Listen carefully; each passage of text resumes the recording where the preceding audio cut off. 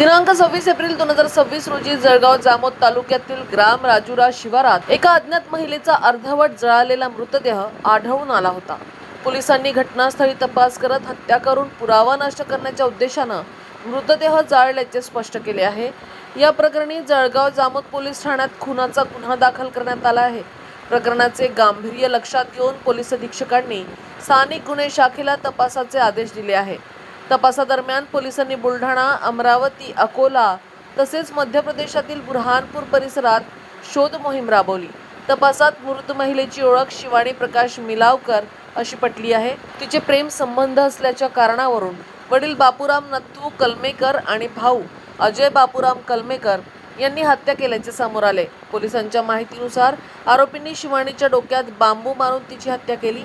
त्यानंतर मृतदेह मोटरसायकलवरून बुलढाणा जिल्ह्यातील राजुरा शिवारात आणून जाळण्याचा प्रयत्न केला। पुरावा नष्ट करण्यासाठी कपडे आणि हत्यार देखील जाळण्यात आले होते।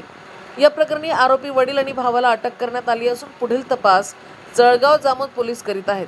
तर ही कारवाई पोलीस अधीक्षक निलेश तांबे यांच्या मार्गदर्शनाखाली स्थानिक गुन्हे शाखेचे पोलीस निरीक्षक सुनील अंबुलकर व त्यांच्या पथकाने केली।